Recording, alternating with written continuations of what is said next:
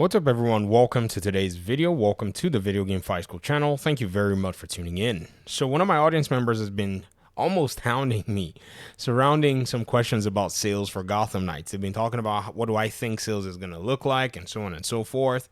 And the big difference here is Gotham Knights, if you wanted to go ahead and look through sales, you're probably not going to be able to find much regarding how many copies a game like this has sold. Now, you could use the NPD, research that is done, but those usually come out later on to showcase games. But there are some tricks that we usually use at the onset of these games releasing. You can see it within the first few weeks or whatever it is that will kind of clue you into how the game might be doing. We were even using this small, in quote, trick, it's not really a trick, to kind of rank, what games were selling highest and fastest across the board. And now that Gotham Knights is released, we can pretty much see that most of the predictions a lot of people made were, quite accurate. And once Ragnarok releases, we're probably going to see what we predicted also follow through.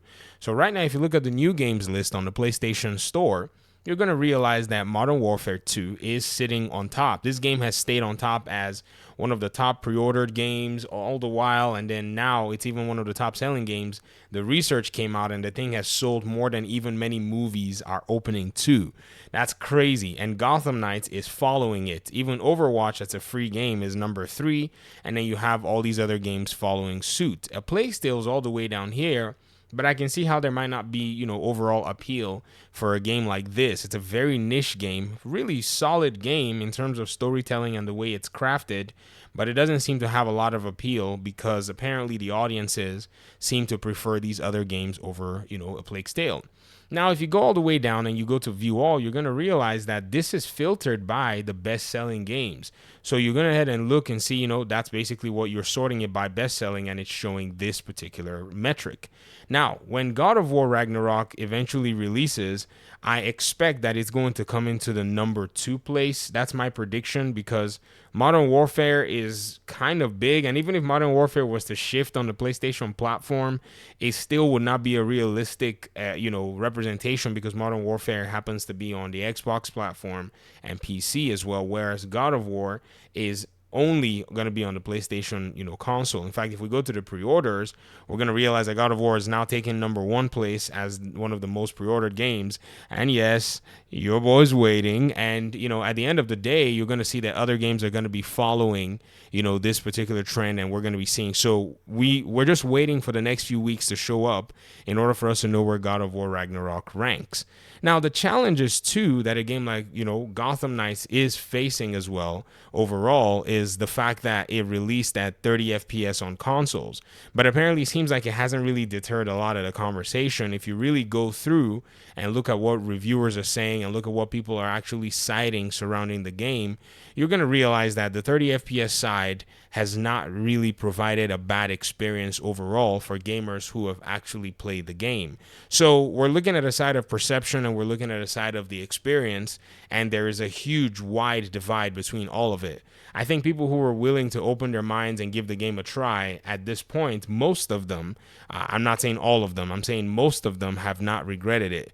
And if you go back and you look at, say, other games, in a category like, say, Cyberpunk 2077, Cyberpunk 2077 from the PlayStation 4 is actually in a weird spot, ranking somewhere even, very low. But that's based on 4,000 reviews. Gotham Knights here on the Metacritic scores has not yet reached that point. And, its own scores are based on the meta scores a little higher. And if you go through the reviews for Gotham Knights here on Metacritic, I can guarantee you're going to see a lot of people just basically dogging on the game who haven't played the game at all. And that's kind of the challenge that we're having. It's just the fact that many people have not played the game is what's really causing and muddying the waters. I can't really extract good data from here. And I've been coming here, been trying my best to kind of see what in the world is going on. But it appears to me that, man, the game is just getting a huge beatdown over here. If you want to get kind of a sense, as to people who have actually played the game, like look at this review, giving 10 to a game that does not even hold 30 FPS and saying that it has a beautiful story while it's banal and has already been seen 1,000 times. It's crazy. One thing to be a fan, another is to be a fanatic. Has nothing to do with the game. 30, /21 FPS, very horrible on console. That's it. I mean, you don't really see the elements of the game that these folk are saying is making the game bad. I think you're better off, if you want to kind of see what the negative reviews are to come to places like the Xbox place and read the 1-star and the 2-star reviews, and then you can really see exactly why some of these folk think the game is actually not good for their liking.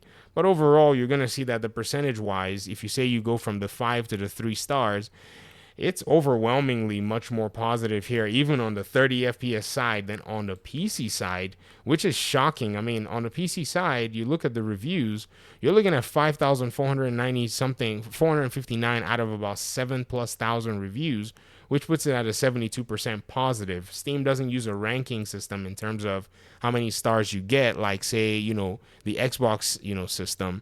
So these things in conjunction are going to really affect the sale of the game overall. I think that's one of the things that Gotham Knights has had to deal with, because the game has come out and the game did not necessarily become the Arkham dream that a lot of people wanted. And that's something, too, that people will argue, that not everybody was expecting an Arkham game. I don't know. I've been reading a lot of reviews, and it seems like everybody was expecting some kind of an Arkham, game in a sense. I don't know what people were wanting. People wanted this same exact system or something similar, but the game already marketed itself from the beginning that it was not going to be a game like this. But it seemed like everybody kind of turned a blind eye, even from the early days when this game started doing its thing and showcasing exactly what it was going to be. It seemed like everybody kind of like just tuned out and thought, okay, maybe this is a joke or maybe this is some kind of a prank. But apparently it's not a prank. It's what the game is. So if you were to ask me how this game is going to do, I think it's going to be a thing where we kind of have to look at the next 12 to 18 months to see what the overall performance of the game is. As patches begin to come in to address the performance issues on PC, largely, a lot of performance issues have already been taken care of at this main point. We know where the pain points are. Everybody now knows what to avoid when it comes to, dealing with the movements around the game. But then eventually you're going to see that a game like even Cyberpunk 2077 ended up selling 20 million units. So I wonder what Gotham Knights is probably going to do, which in my opinion and in the opinion of a lot of people, it released in a way better state than, Cyberpunk 2077. Gotham Knights did release in a better state than that. And everybody kind of got, their heads up. They're saying, oh, it's going to be in 30 FPS. Even though the announcement for it came late, the information had already been there early enough. I made a video about this, got into a big, huge spout with people on Twitter who missed it. They felt exposed because I kind of did expose them in a sense because, that's, I don't know. I thought that approach was probably going to be much better because now they're going to take their time before they go out there saying all kinds of nonsense. And I don't care if somebody has a big YouTube channel or whatever. That doesn't mean nothing to me. If you miss something like that, then you need to basically be held accountable. And I think that really... it got under people, some people's skin, but hey, it is the internet. It is what it is. So to that question about sales, I've shown you all the available data and some of the pertinent aspects that may affect the game. Eventually, when sales come into place, when patches come into place, the game is eventually going to get the, shine that it actually does deserve, in my opinion. I think right now, a lot of people are just really, really salty about some random stuff that has no bearing on anything because, again, we have seen that A Plague's Tale is also a video game that came out that was actually running 30 FPS. That actually is running on 30 FPS on console, and its unlocked frame rate is around 40 FPS. And so the game didn't even get any, it didn't even get any flack at all. This is how I know that there seems to be something kind of weird surrounding, Gotham Knights overall. All right, I'll get out of your hair. Thanks so much for watching the video. I really appreciate you guys' time and audience, and hopefully we'll talk pretty soon in another one.